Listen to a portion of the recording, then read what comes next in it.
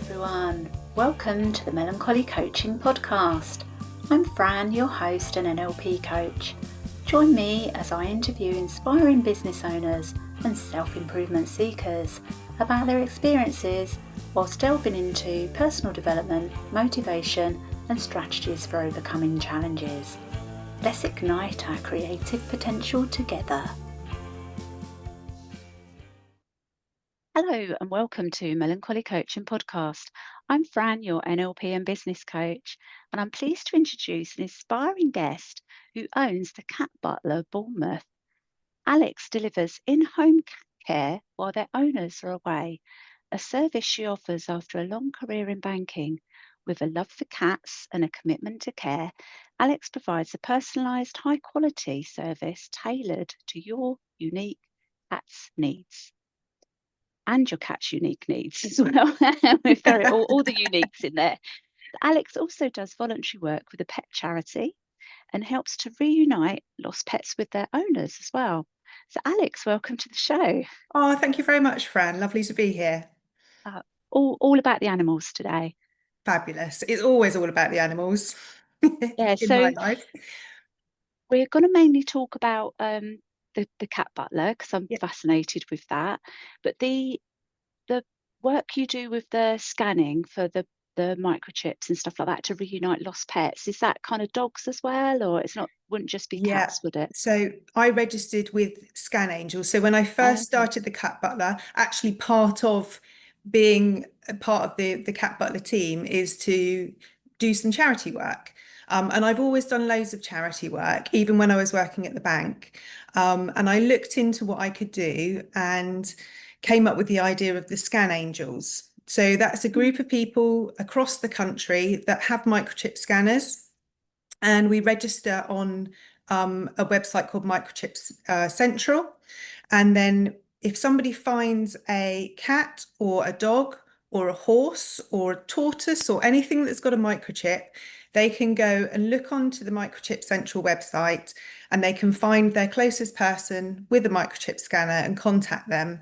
And then either they can bring the animal to you if they can, or quite often I tend to go out to people and scan the microchip and then help them to contact the microchip companies and just reunite the owners. So it's very much a communication piece, chatting through how the process works, reassuring people. And then, for example, if a cat or a dog doesn't have a microchip, it's also about talking about the next steps. So is that then contacting a rescue to support? Do we need to get that animal to a vet if it doesn't seem to be in particularly good health? What are the next steps moving forward to just do the best thing for that animal that's maybe lost? You're a pet superhero. That's what I think. I try to be, but I haven't got my cape on today, though. Oh dear. Right, I kind of threw that one in there because I was just curious about that. The way that this works is I've got a couple of pre-planned questions for you, and we'll have a little chat around that if that's okay with you. Of course. Because I like to have a go at being organised anyway. So I know that you're a bit of a nature geek. So we've actually met in person, haven't we? So we have, for transparency, we actually met at a local networking group for That's ladies. right, yeah. And met in person. So I know already that you're a bit of a nature geek and a warm water scuba diver. Yes, I'm far too wimpy to be a cold Random. water scuba diver. Thinking about the passions that you've got there, how does these passions influence the way that you run the Cat Butler in Bournemouth? I think just that level of sort of caring for the animals and being able to interpret, whether an animal is happy, uncomfortable, and actually how to win that animal over, to be perfectly honest with you. So you'll get some cats that are really outgoing and really nosy and will accept you straight away, and other ones that won't. They'll hide under the bed, they'll run away from you, and they don't really want to interact. And it's how to turn that around.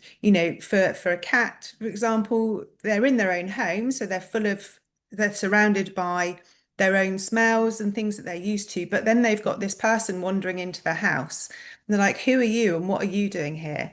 So quite often in those sorts of situations, I'll just very quietly sit on the floor Maybe have some treats or a cuddly blanket or just a gentle chat away to them, just to see if they'll come out. And quite often, what will happen is they'll come and have a little look. They'll come and see what I'm all about. And eventually they'll work out that I'm the food lady as well. And that's Oh, that's often a big turning point when they realize I'm the food lady and they'll be like, oh, okay, yeah, you're all right.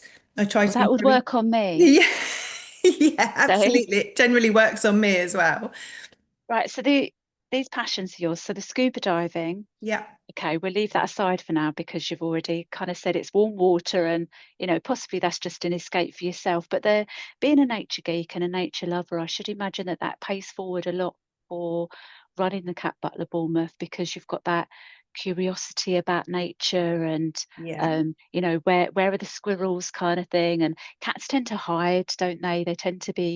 Um, they take a little while to warm up sometimes, don't they? Yeah, Like you've some just of them really described. do. Yeah, some of them really do take a little time to warm up. And I still have a couple of clients that will hide under the bed, but then they'll hide under the bed for their owners as well. Yeah. So you sometimes just have to accept that that's the case. I've got one client who one of hers is he hides under the bed all the time, and she had cameras throughout the house, and I was very much like, if I hear giggling through the cameras because I'm laying on my belly talking to Reggie under the bed, then we're going to fall out. And she was like, I promise I won't laugh.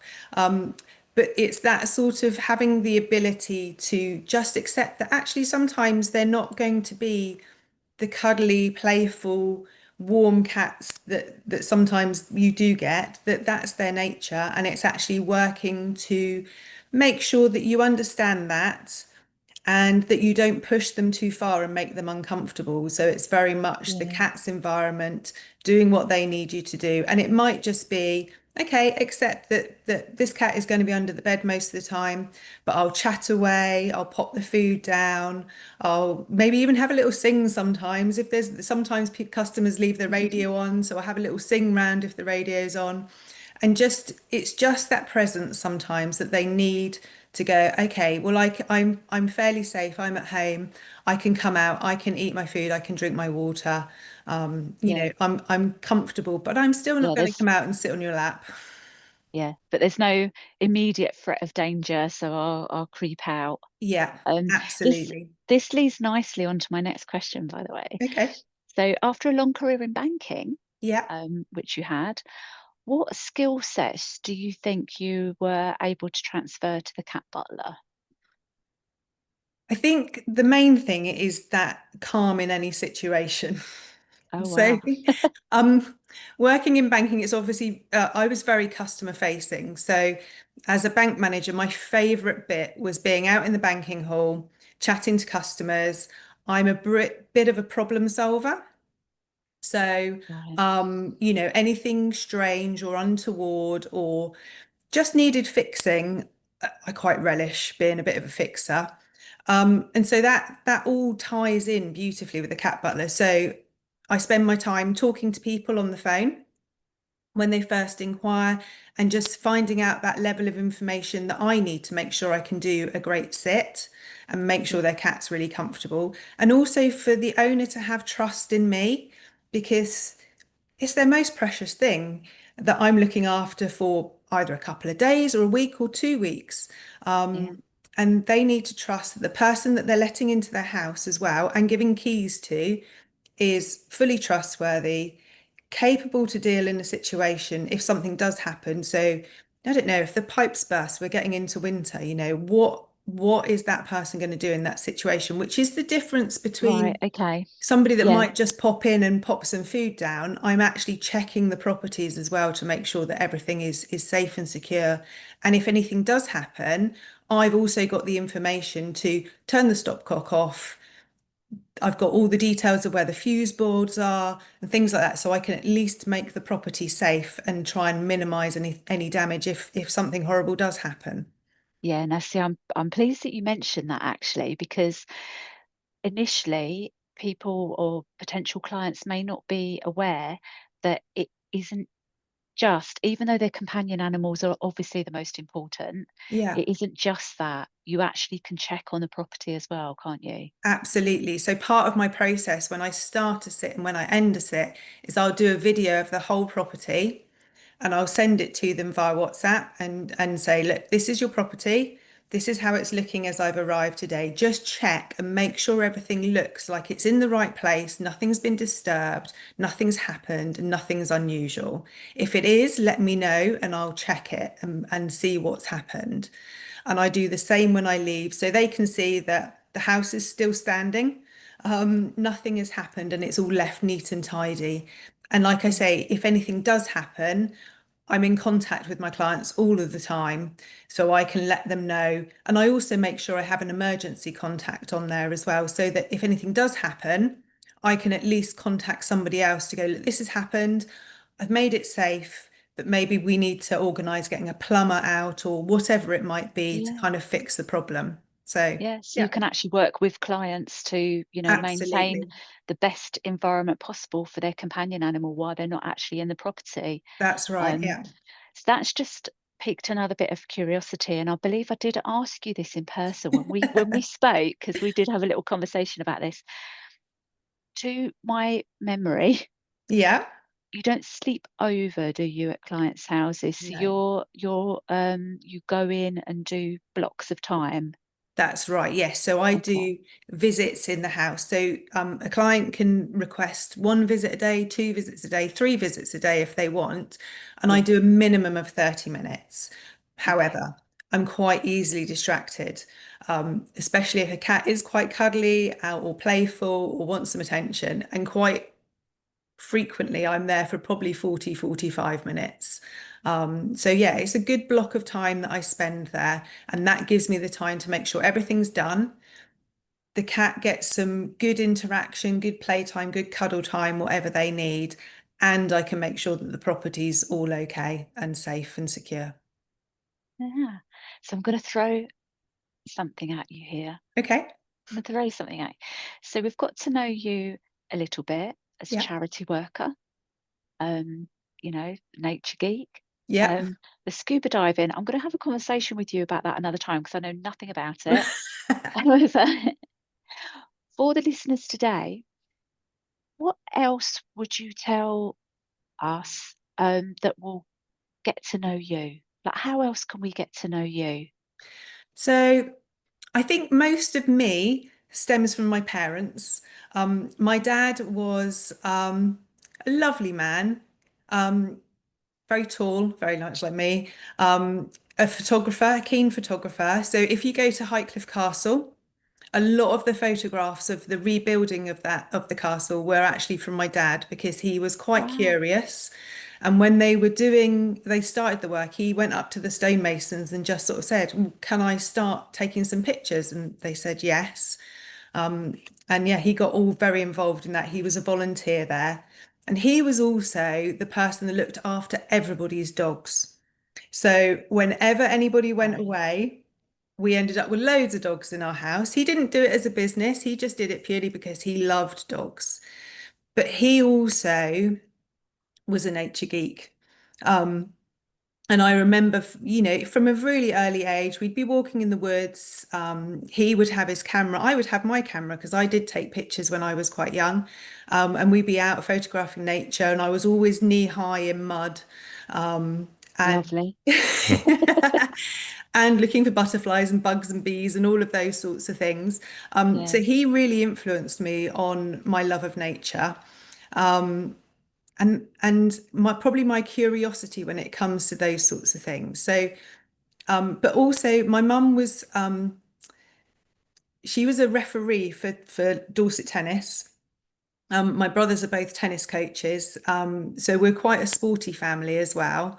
I was a bit of Yeah. the black sheep because I gave up tennis and I took up badminton. So I used to play county level badminton. So we were quite sporty, we were quite naturey, and my mum would organise everybody. She would Right. organise tournaments. She worked as a receptionist in a dental surgery, so she was very much an organiser. And I've kind of got the best bits from both of them, I'd like to say. So Yeah. I'm quite good at organising, and I'm quite calm, which was very much my dad. He was always very calm, and he just like get stuff sorted for you. Sounds as though that's like because you've grown up with this lovely belief system and set of values Yeah, that have been paid forward by your parents. That's lovely. There was lovely nurture there by the yeah, sounds of very it. much so. Um, yeah, I like that very much. And then that's able to kind of pay forward for your life, really, isn't it? And you're still involved in that nature and in the love of animals and stuff like that as well. Yeah, very much so. And it's always been, I suppose, part of the plan, really. I don't really ever have a plan. Planning is not my forte. I'm very much a fly by the seat of my pants. And I used to always get told off for it in the bank because they like a plan and I'd never have one, but it would always work. So I'd be okay. And this is how the cat butler came around. I took redundancy. And I said, I'll have 6 months off and I'll think about what I want to do. And Yeah. some form of pet sitting was always there in the background, but I wasn't sure how to start it. And then I got to about Christmas and I was like, okay, I've had my 6 months now. I probably ought to start looking at doing something proper now. So I was looking at all the corporate jobs and I was like, it's not really, nothing's really grabbing me as to what I want to do. And then up on Facebook popped the cat butler. And I Oh, was it's like, meant to be. Yeah, your what's calling. that then? Yeah. So initially I went, oh, it's just a scam. It'll be something silly, but I'll fill in the form and send it off. So that's what I did. And literally within an hour, Sandra, who owns the Cat Butler franchise, she phoned me up and we had a really good chat. And I was like, oh, this is proper. Okay. Yeah. So we went on to the next stage and they sorted out all the bits and pieces that they needed to sort out. Spoke to her again and I was like, yeah, no, I think this is what I want to do. And it probably took 6 months because they're also really passionate about cats and making sure that they have the right people in the right place, and that it's going to work. So it took a long time, but it's absolutely where I wanted to be. And it, like you say, it fell in my lap and it was the right thing at the right time. And yeah, here I am. So that leads me beautifully on to what's next for you. So I think next is I'm growing the business. Yeah. Um, And that's really my focus, to make sure that I have a reputation within the Bournemouth area of being the cat lady. Um, I want to do a little bit more work with some further charities. So there's another charity in Poole called Waifs and Strays, which is a cat rescue. Okay. So I want to get a little bit more involved with them, and do more work and raise more awareness for them because they do some great work. They do rehoming, they do direct homing, and they also get involved with things like the trap, neuter, and release for feral cats and things like that to Yeah, so kind of that's a try good, and put a stop on the yeah, increasing numbers of stray cats. yeah, it's a good Um, idea. so that's kind of my next step on that side of things. And hopefully, as the business grows, I'll look to employ one or two more butlers within the Bournemouth area, Oh, wow. um, and start to just increase my ability to look after more and more cats and train them up to the level that I've been trained, so that there's a real consistency in the level of care, so that people don't have to worry that if they don't have me, they have my proteges. Um, then they'll still get that same level of care. Yeah. There's a lot of integrity involved in it as well, isn't there? Very You know, much so. and yeah, and trust. Yeah, and welfare for the cats as well. You know, we absolutely have the ability to decline sits if we want to. If we're not comfortable or we're not happy, we can do that as well. And Okay. I've not had to do that yet, fortunately. And all my clients are lovely, and I've got some lovely cats and people that I work with. So it's really good. I've been really lucky. Right, so thank you, Alex, for Thank sharing your you. journey and your passion for pets. And include all pets, not just the cats. Yeah, So absolutely. for those of you interested in learning more about Alex, the cat butler, Alex covers the Dorset area. So we're based in the UK for any overseas listeners. So Alex covers the Dorset area of Christchurch, Bournemouth, and Ferndown, and then Ringwood, which is just on the edge of Hampshire, isn't it? It's Yeah. just on the border there. Okay. That's not to say that anybody out of those areas can't come and find your page and support you and, enjoy your content. So you can find Alex as the Cat Butler Bournemouth on Facebook. Is there any other social media platform that you're planning to use, or is it just Facebook that you're concentrated on? It's just Facebook at the Yeah. moment. Okay. So this is a business page, isn't it? So Yes. it's literally the Cat Butler Bournemouth, and then you'll find Alex. So as Alex has mentioned, it's actually a franchise. So to find a cat butler near you, which again, I presume they're UK based, are they? They're just They UK based. are. Okay. So it's www.thecatbutler.co.uk, and by going on there, you can find a cat butler in your local area. What other kind of information is on there? Can they find you from the website? They can find me from the website if they put Okay. in a sort of postcode, but there's also lots of information. There's lots of cat care articles on there. We're coming up to Christmas, so there's care articles about how to keep your cat safe at Christmas. We do lots of things on fireworks, how to choose a cat sitter, when you're getting a kitten, how to care for them, indoor cats, outdoor cats. There's all sorts of information on the website. And there's also a search page. So if you're not from Bournemouth, but you want to find a Yeah. cat butler, then you can pop in your postcode and it will take you to the page of your local cat butler. Amazing. Thank you so much. Just giving that bit of added information there. So for anyone interested in more content like this, I'm trying to focus because I'm thinking about fluffy cats. So just focus. If you're interested in more content like this, be sure to visit www.melancholymentor.com and follow us for the latest updates. So that's me. And until next time, stay curious and keep igniting your creative potential. And do go and find the Cat Butler Bournemouth on Facebook. And equally, you can go to the Cat Butler website and just search for one in your area. Okay, so thank you for joining me today. Thank you. I'm so distracted, seriously, by the moment you said like fluffy kittens and stuff like like my imagination's running wild now. So nice. Yeah, thank you very so much, Alex, for joining me today. Thank you. Bye. Bye. Thank you for joining me on the Melancholy Coaching Podcast. I'd love you to subscribe. For queries or to connect, email info@melancholymentor.com. Until next time, keep igniting your creative potential.